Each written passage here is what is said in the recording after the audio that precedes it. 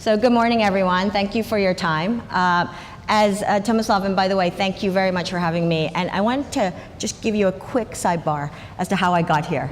So Antonio, who's somewhere in the room, I hope, I met at the Ethereum conference in Paris 2 months ago. And he said, hey, we're going to have a conference here in Croatia. I said, oh, really? I said, I've never been to Croatia. And you know what? Here we are today. I said, let me check my diary. Let's see if I can get here. And I'm really happy that I'm able to come to this region to also figure out what it is that's happening here, because I think I've heard a lot, but there's nothing like being somewhere to actually understand what's going on and to meet people, to see the businesses, to see the development. So I'm pretty excited. So as Tomislav alluded to, I am currently wearing a couple different hats. So I used to run digitization at CME Group, which is the Chicago Mercantile Exchange. And some of you who are traders would know that they launched a Bitcoin futures last year. And the team and I spent about 3 years getting that product to market. It was a very long education process internally, but it's good to know that there's now a regulated Bitcoin futures product out there. Most of my background is actually related to banking and trading. We can talk about that if you want outside of this talk, but I really want to focus on blockchain for good. And this is why I think it's important, and I'm going to spend a little bit of time with you today talking about why this technology I think is so promising for us to actually help those who are particularly left out of the system today. And there are a number of different areas and trends that I'm seeing that hopefully will give you some ideas if you don't already have a company of your own. So we have a bit of a perception problem in the market right now. We have an issue where if I go and talk to big banks or central banks or people who have power and money at established institutions, they see headlines where they think that this is a joke if they are being extreme. Some people would say that this is a bubble. I think there are a lot of people who still have a lot of miseducation or lack of understanding around this is a technology that actually has the ability to change many different processes as they exist today, okay? So we have a little bit of work to do when it comes to education. And I put it on all of you who are in this space. If you are pioneers in building, it is imperative that you try to help those who don't understand to be better educated about what this really is, because the problem right now we're having is that there's a lot of bad information out there. So that's one challenge that we have. But here's the thing. I don't know if you know the guy on the far top right. That's John Oliver. If you want to laugh, go download his video. He actually has the best version so far of trying to explain to the masses what cryptocurrency is. It's not entirely correct, but it's actually pretty good. So check that out, John Oliver. And then Andreas Antonopoulos, for anyone who's been in this space for a while, you would know he's a good friend, and also I'm a huge fan. So and he was actually, by the way, one of the earliest supporters of the CME Bitcoin pricing products, and was sitting on the advisory board. So that was very important that we got his support as well. So I leave you with that, and I say, well, what am I going to talk about? I really want to talk about sort of where we've come from, what happened last year a little bit. I just want to touch on that. And then I really want to spend most of my time on 2018 and beyond and what it means for the space. I think there's actually clearly an evolution happening. I've been in the space since about 2012 when a bunch of my FX trading buddies were like, hey, you should read about this Bitcoin thing, and there's a white paper out there, and that's when I got into it.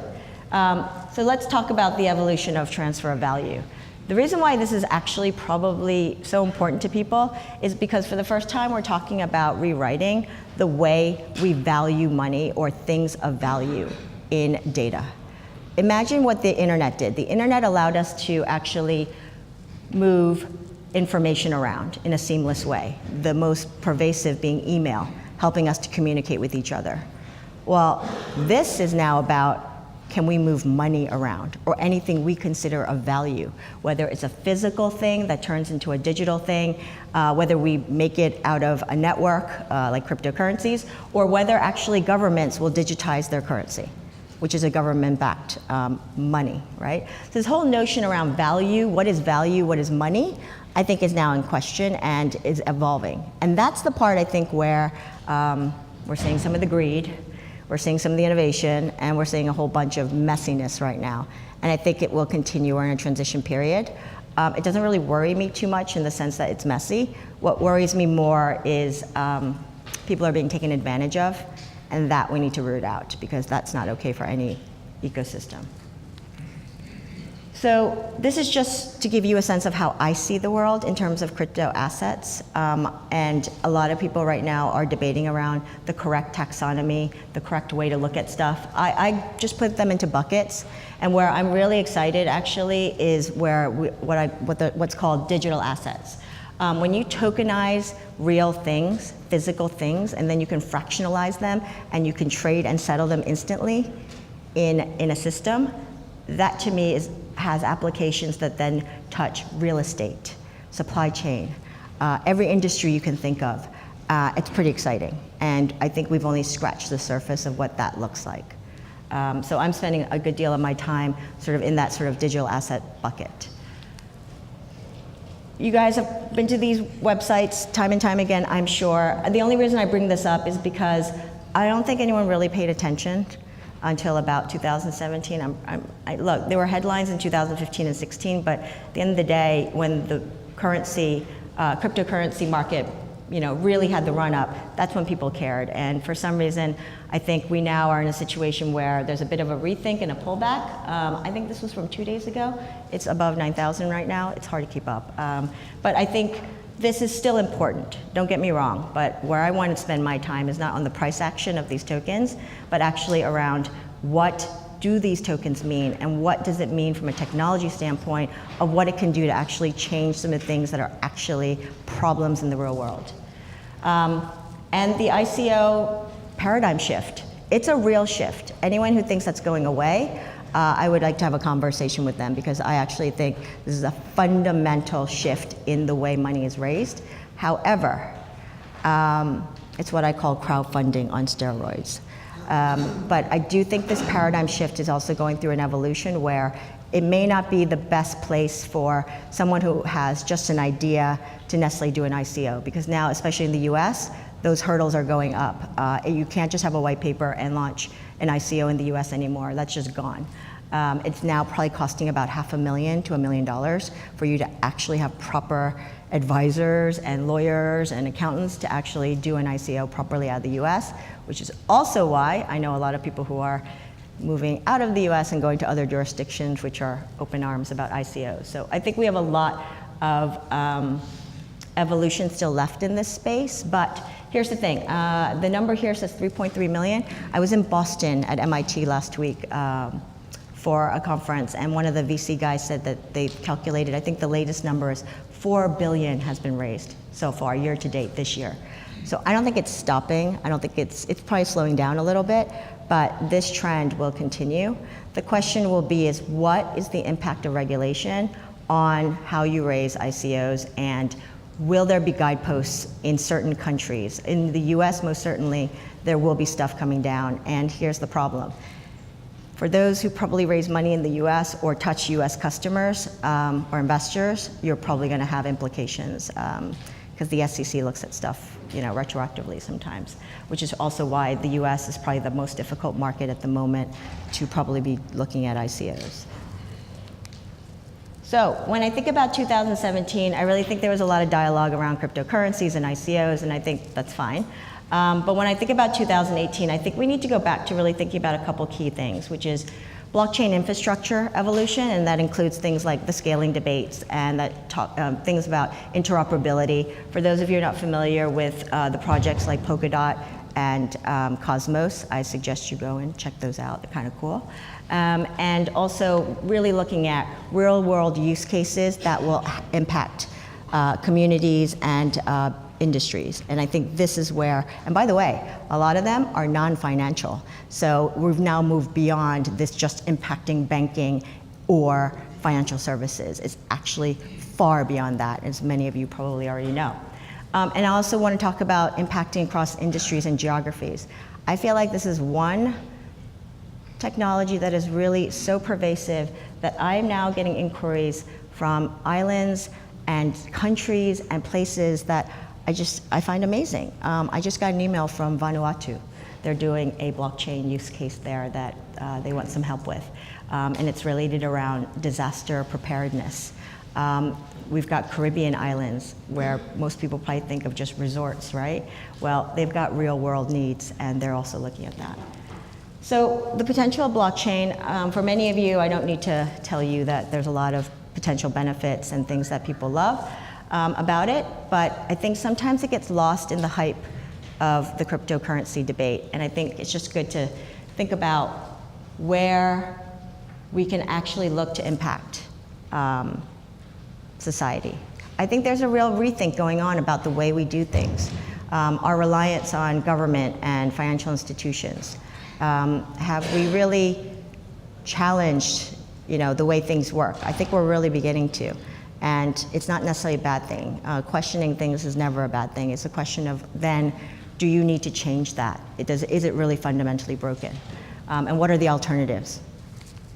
So I've named a couple of blockchains here only because, and I know some people are going to get upset because their blockchain's not on here, but drop me a line and I'll add your logo. But look, it's just a selection. I wanted to just make the point that, and this is a talk I give a lot to kind of people who are not familiar in the blockchain space, which is there are many. There are lots of different reasons for why they exist. I really don't believe in a world where people should be running around saying one's better than the other. I think we need to also help each other and collaborate to actually build better tech.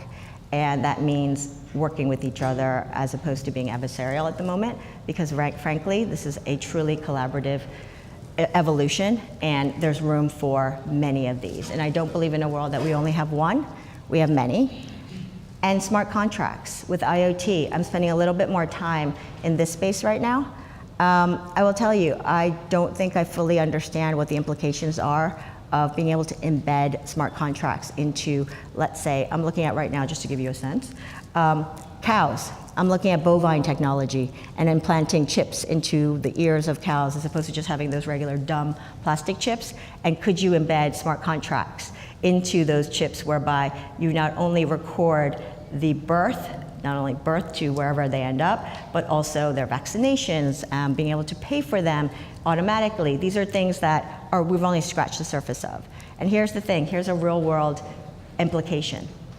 The island of Mauritius 2 years ago, and this is coming from a story that I was told by the Ministry of Agriculture, they had foot and mouth disease epidemic on this island.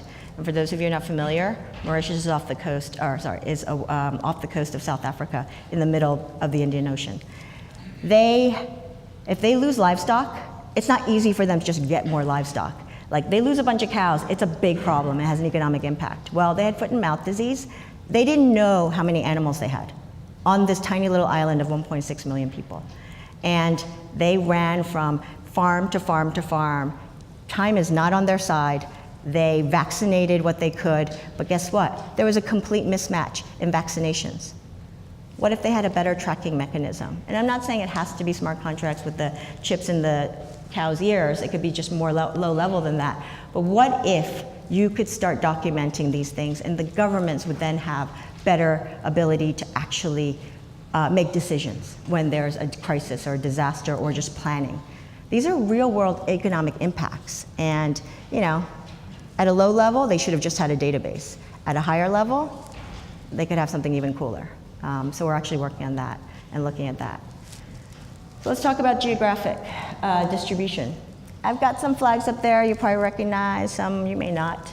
The reason why I do this is because I also say, look, it's not a Russia, China, US game. This is the potential for any country that has the ability to have really smart groups of people come together who have the will and the motivation to build businesses and allow themselves to have a tech hub. I think this opportunity is equally available to small countries, to islands, whatever have you. We've been spending a lot of time in the Caribbean. I'll tell you right now, they're very motivated to also rethink the whole banking system. So this is very interesting.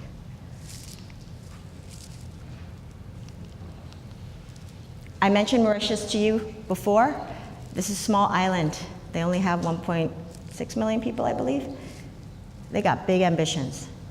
And you know what? They're actually so business friendly with the right government alignment, that I think they can do some pretty amazing things. The State Bank of Mauritius has embraced the idea of blockchain assets as collateral. They're working with SALT. They're also working with us. So UN is a company that I'm supporting, which is Unleashing Wealth in Nations, which I'll talk about in a second. And we're doing work there on a couple use cases. And actually, here we are.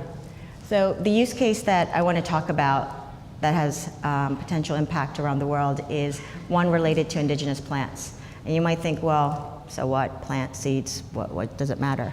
Well, here's the thing. A lot of blockbuster drugs, a lot of blockbuster cosmetics are derived from seeds and plants that belong to specific countries. How much do you think those countries are benefiting, or the farmers are benefiting, or the researchers are benefiting from that? It's not a very transparent, nor is it a very fair system.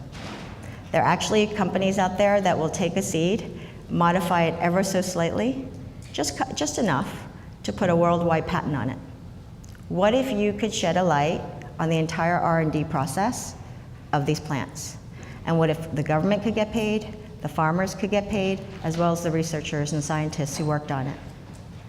So under a United Nations World Intellectual Property Organization legal framework, we'll be implementing a first trial in Mauritius to document their top 10 to 20 indigenous plants. They've got many more actually, but we're looking at the ones that have the most potential of commercial impact.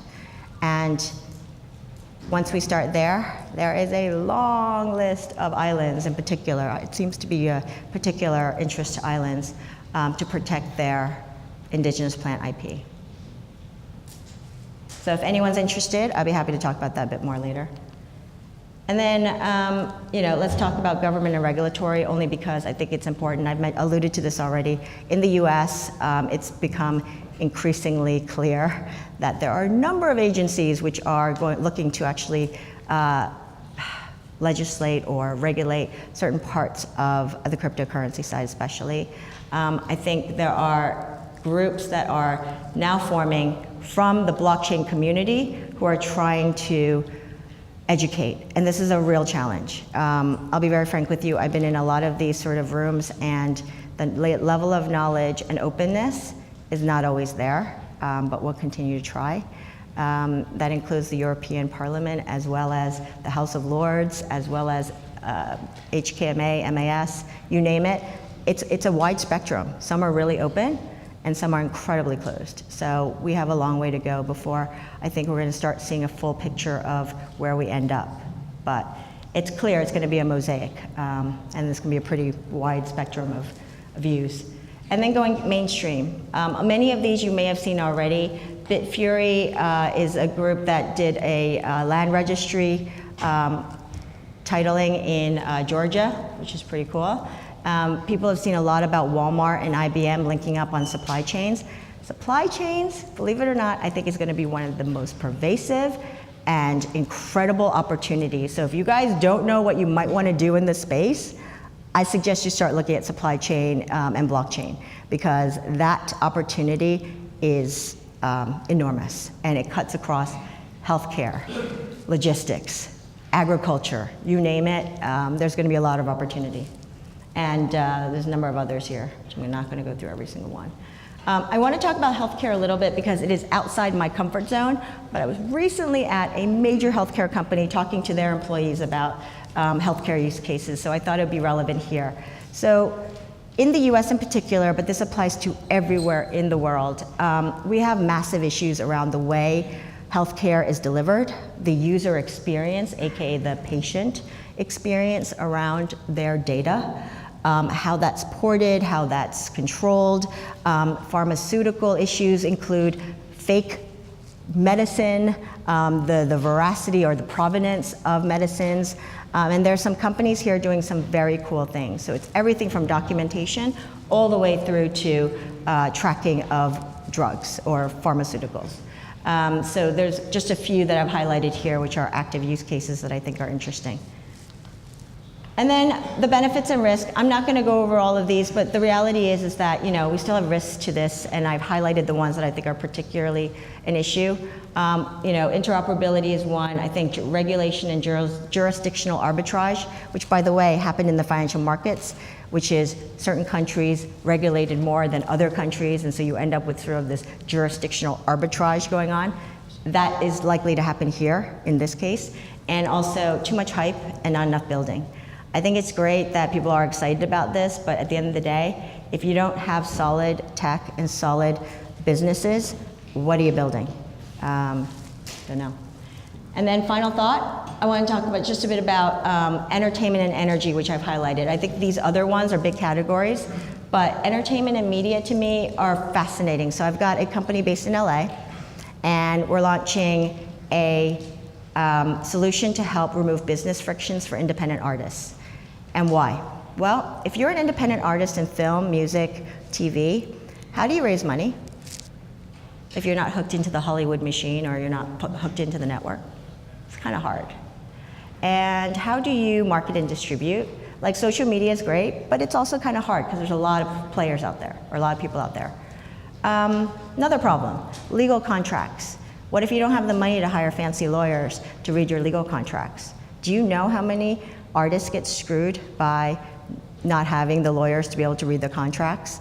I've heard of so many cases, it's actually kind of sad. And then just mundane stuff like getting paid. The lack of transparency around how artists get paid is shocking to me, at least in the limited amount of time that I've been spending talking to independent artists. There's a lot of room here to help. And so for me, Proof of Art is the name of the company that is due to launch soon. And it's based out of LA. We're starting with film, music, and TV. But it's really to help those who are most vulnerable to not having access to the proper business and legal frameworks to be able to run a business. And here's the problem that I also have. Why are artists being forced to run businesses when they're actually creative? Shouldn't they be spending their time being creative? And this is hopefully will remove some of the frictions for them to be able to do that. And then energy. We all use and consume energy. It's a huge topic, and I'm not going to go into all the use cases that are possible here, but it is everything from clean tech to just how do you improve the current infrastructure that we have, just processes of these big utilities, which ultimately hopefully will lead to lower costs for the consumer and more sustainability in the future. So what I wanted to do was also leave a little bit of time. So that's sort of, you can get a hold of me this way. I'm also on Twitter. If you have any questions, I'll take some of them now. We've got 5 minutes apparently. But if you guys want to talk about trading and cryptocurrency, I'm happy to, but let's do that bilaterally offline. Or if you want to yell at me about the Bitcoin futures, you can do that offline. So if there are any questions, I'll happy to take them now. Did everyone have enough coffee this morning? Somebody in the audience must have a question. Yes. What's the plan with Bitcoin futures? They have lots of speculative, there is a lot of speculation. Do you know something that you can say about it? I guess he's going to go right for the Bitcoin futures, I see. All right, look, I actually, I'll be first to admit, I am not trading Bitcoin futures at the moment. I'm actually doing very little trading. I got in early and I'm holding at the moment. But when I look at the market, you'll see the latest reports that are out, because I do keep track. CBOE and CME have announced that their volumes in both futures contracts have gone up quite a bit. They just settled their April contracts. So if you go check out the stuff on the website, you'll see that the volumes are going up. It clearly means that there's more trading going on, but look, it's still very early days. There's not a lot. And here's the problem, access. If you are a CME or CBOE, metals or existing futures trader, it's probably much easier for you to trade the Bitcoin futures than if you are a crypto trader trying to get into futures. Because one, you need to understand how to trade the futures. Number two, there is a whole set of KYC, AML, and just margin and things that you need to know. And if you don't, then it's an education process for those crypto traders who are out there who may not have traded derivatives before. So I think it will take a little bit of time before we really start seeing a huge pickup in using the derivatives as a hedging product. I think we're still early days. I mean, let's face it, most people are still trading Bitcoin, dollar, or yen, or whatever, pretty much day trading, or if they are trading, it's more low level. Any other questions? Yeah? I just wanted to see what's your perspective on Ethereum not passing the Howey test and whether or not the SEC is going to come down on the kind of security. So I mentioned I was at MIT and Boston last week. So Gary Gensler was there, and as many of you know who keep up with this, he mentioned he's written a paper and he had a New York Times article, and at the MIT Tech Review session he basically declared that he thinks that both Ether and XRP are basically securities. And then look, the counter debate came out. Coin Center came out and said, hey, we don't think that they are. So I think that debate's going to continue. Gary's very, I had a chance to talk to him a little bit and with a group of us, and he's very clear, and that's his view. It all, from an offering standpoint, it looks like a security. And so that's his stance. I think the debates will continue. This is not over by a mile. This is gonna go on for years. Let's see how quickly actual regulation actually comes out. What do you think about universal basic income solution? Well, I think there is an expert who will actually be talking about that, so I'm going to only express my own opinion, which is I think we will probably have a need of some form of that. What that looks like today, I don't know enough to say like this is the right model or that is the right model, but we're going through a transformation of our way we work, and I believe some of you will be talking about the way we work. There's some talk about that. I think the nature of work is completely evolving.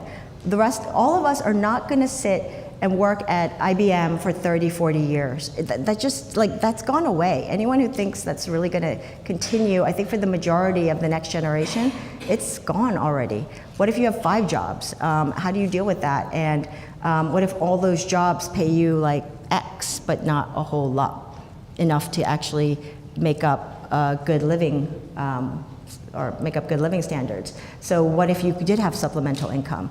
And what if, here's the thing, if you did have that, what if we could free up people's time? Because time is such a precious thing, and I'm realizing that more and more as I'm in this space. Your time to be able to solve real problems, your time to be able to be with community, your time to actually connect with people. If we could do that, then maybe having all this tech and is not such a bad thing. So I think we need to think creatively about the way we look at universal basic income. But yes, I think it's coming. What if we have a solution for that? What if we have a solution for that? You should talk about it. What if, Google is worth 700 billion because it holds your and my data, and IoT will be producing the data. My watch, your fridge, your car, this is your data. You should monetize it. You should store your IoT data in your wallet.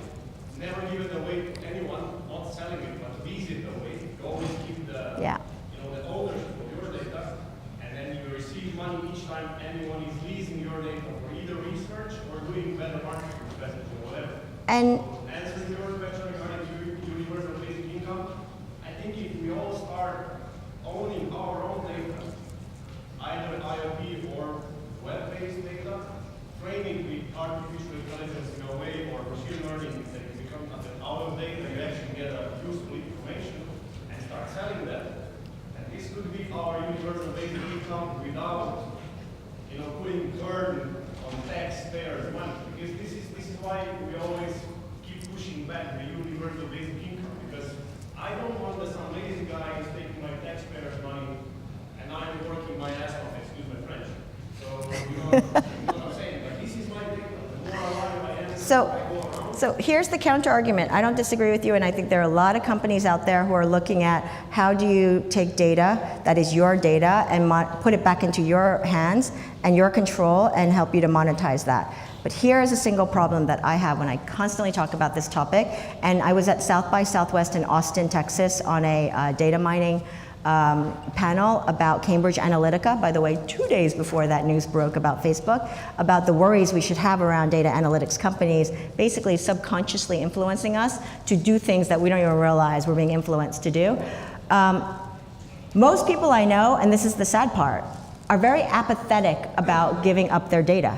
And this is something that I think people need to actually be much more cognizant about and actually take control of their data. I'm sorry, but if you're posting regularly on Facebook, I get it. You're saying that like Facebook's a good medium for exchange. Well, how are you gonna get power back if you're putting everything on Facebook? When there are alternatives and people move to those alternatives that allow them to hold their data, that's when we're gonna see change. I agree with you regarding people being apathetic. But if I say to you, I'm giving you extra €100 per month for doing nothing. Okay, we can continue discussion later because we need to follow the schedule. So thank you, Sandra. Thank you very much.